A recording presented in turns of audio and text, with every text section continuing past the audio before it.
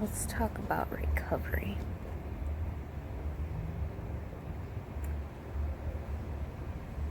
You are always gonna be in recovery from something.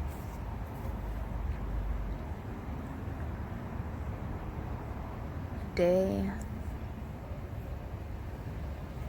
death, love,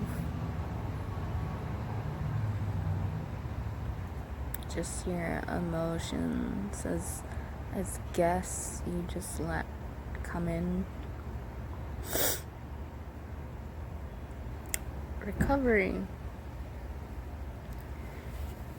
is about another person trying to be born. And you're literally getting in your own way of propelling it forward.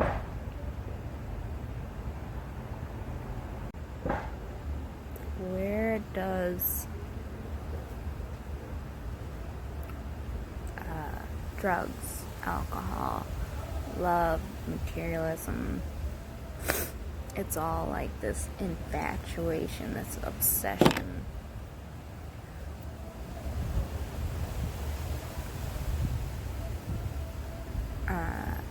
I gave up drugs for 13 years.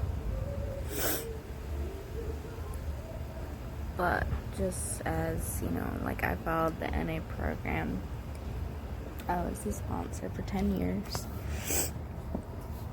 And drugs were never my problem.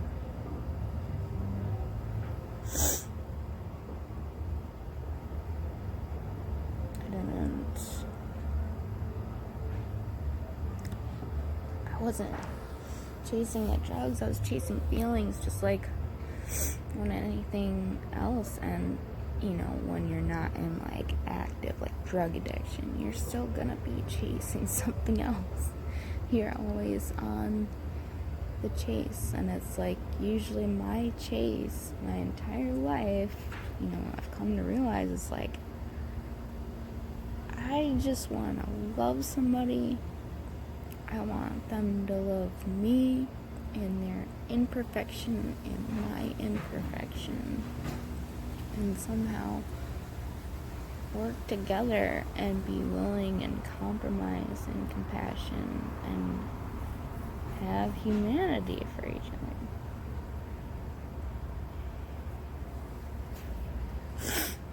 And it's like step one, you've got a problem. There's this distillation over an attachment to this object.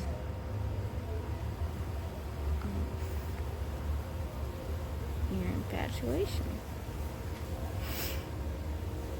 First you realize this is a problem. Your life has become completely unmanageable. And can you possibly restore yourself? And third, not to engage in that behavior anymore. You make a decision to turn your life and will over to the care of God. And it's as you understand God. This is where, shit gets compounded. And ultimately people resist and reject 12-step recovery because of the traditional finding references to God that will allow. When I think about the program, it's like, number 1, are you fucked? Number 2, could you not be fucked on your own? Are you going to unfuck yourself? The first step becomes about willingness to accept help, willingness to change. And, in the spiritual perspective, that's addressed in 12-step philosophy.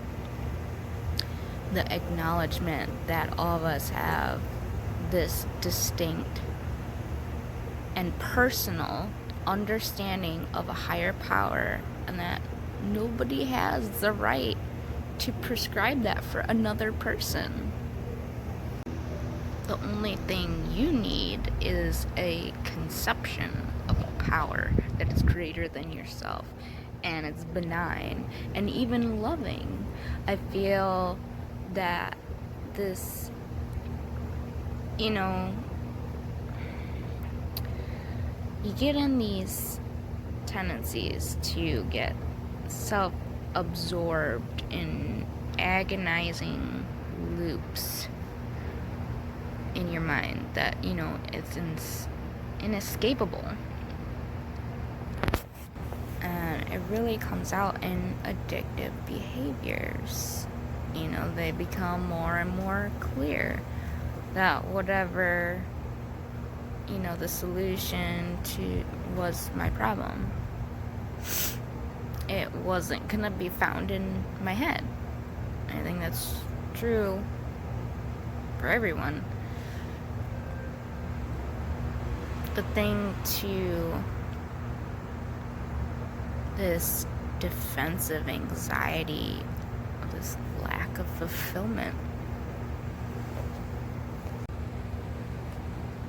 continually having your own, fuck it, I need to let in new information, is the first step to be willing to ask for help. And that help can be from a supernatural entity, it can be a group of people, it can be a mentor. It's just about your willingness to do things. So, of course, there's a problem, and it is possible for problems to change if I give myself the free will, saying, I can't solve this problem. And that can be a difficult paradigm to accept, even if it's something you've been working at for multiple years. I need to stop. Is it possible for that problem to change? This isn't just the conditions of you. It is possible for things to be different, and that's where the optimism and hope within this problem becomes beautiful. After you've trapped yourself in addictive behavior, even if you've been trapped in it a million times before, and just to call out that addictive behavior is beautiful to acknowledge, and that change is possible. The next progression to accepting the possibility of change, your willingness to surrender to a different method, to actually take on a different perspective. That's your aspects of your own recovery that you will come back to so many times. And if you return to that when you're feeling anxious or in fear, that just is telling you I need to surrender more often. And the problem is taking too much control in a situation, is that I've nominated myself for this. I've nominated myself for all these jobs, all these hats to wear, and I gave myself the job of being in charge of my life. unfortunately, it's an invitation to let go of your perspective, because your perspective is everything. My perception is my reality. And if that changes, well, then everything changes. The willingness to a different perspective. And this is what I constantly go through my head, because I think about my perspective, their perspective, his perspective, her perspective, everybody's perspectives in this, and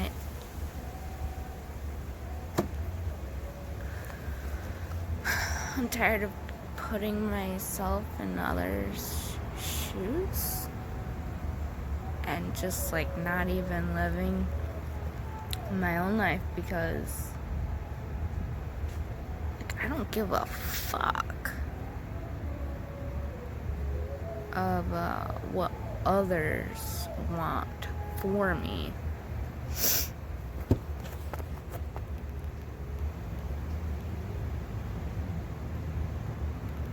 We're always gonna go after what we want. Period. Fucking period. Like, if you're after money, you're gonna go after money. If you're after love, you're gonna go for love. If you want drugs, you're gonna go for drugs. Like, where your mind goes, that's where you're gonna go.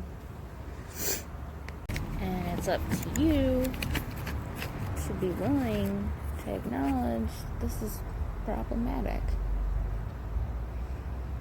Is it, possible to change my diet? Willing to embrace the possibility. There's new information out there that has alternative methods.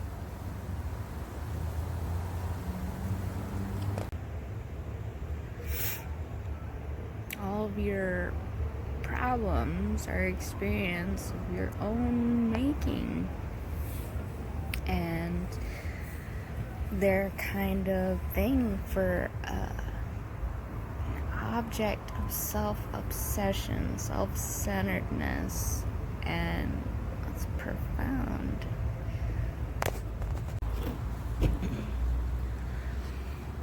Am I willing to give up love?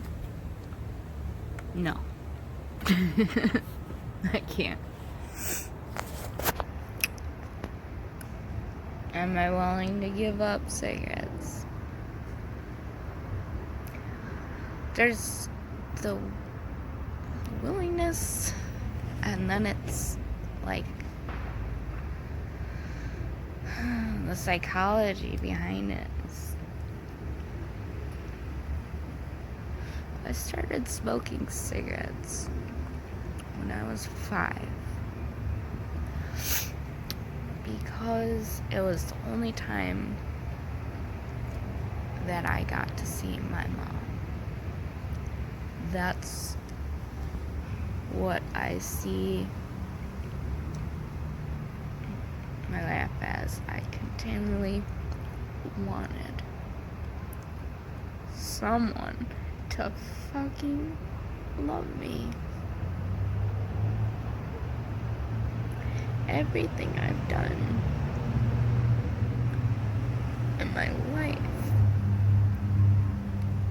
was just because I wanted someone to love and to love me back.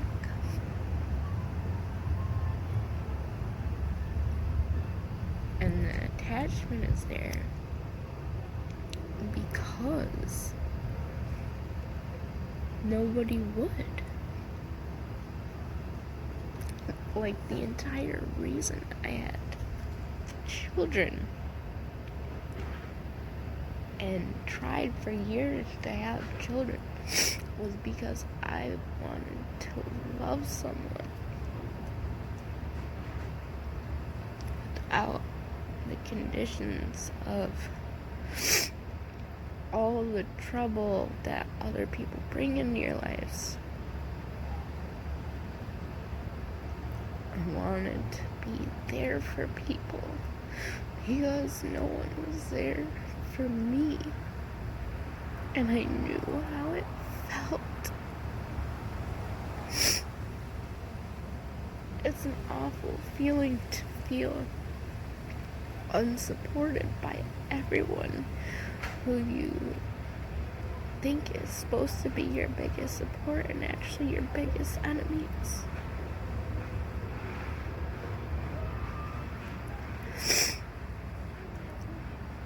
You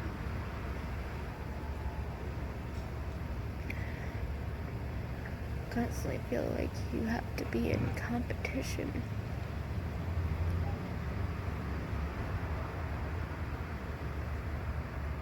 That if you give your best and it's just never enough.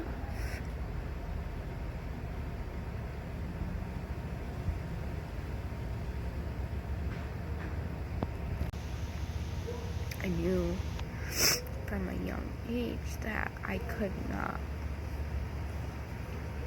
look for the approval from my family or any friends, because I didn't have any.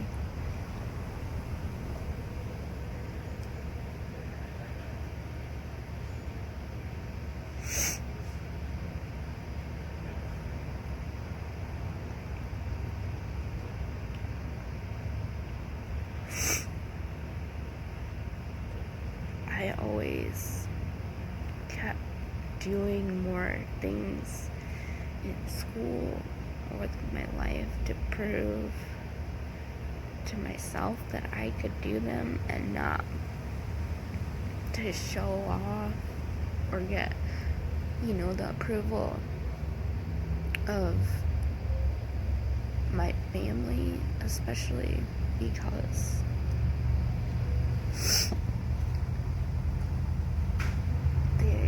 they're all so wrapped in their own, self-centeredness, and that's like the entire premise of the world. Like, everybody's life is different, and it's like, what do you want to build for yourself? For you, not for anybody else. Like,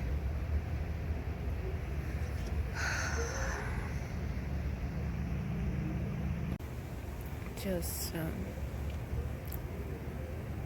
getting back, to the understanding, the willingness of, why do I want this?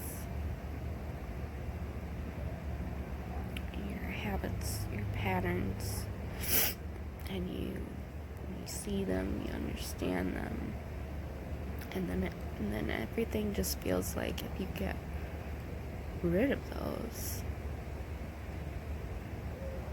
what is there to live for? Like, if you don't live for building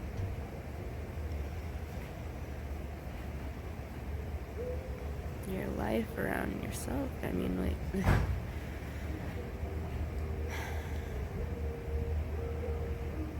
it's engulfing.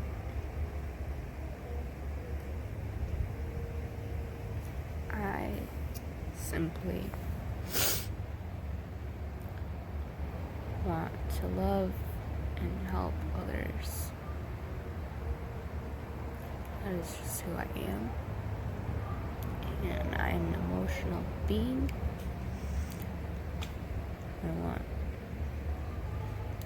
I just want to give, but not give so much of myself that I'm depleted. Like, have some of, give and take.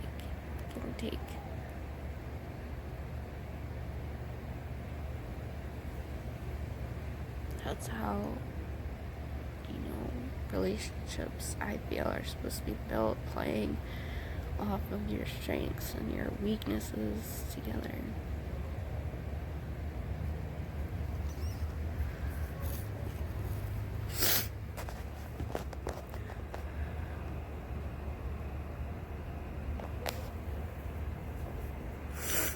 name is Nessa, and I'm a love addict. Hi, Nessa. Thanks, listeners.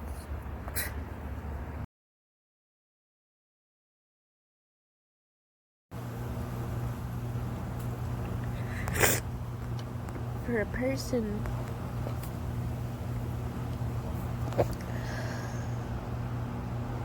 to hurt you that deeply, to question yourself,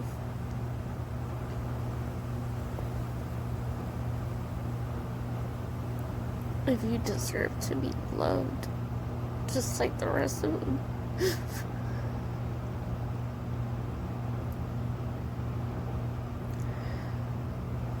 Those are the people that will never be happy in their existence.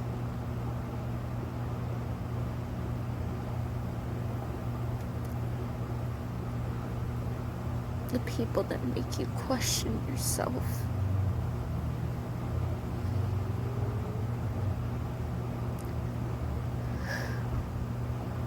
To get you to this point.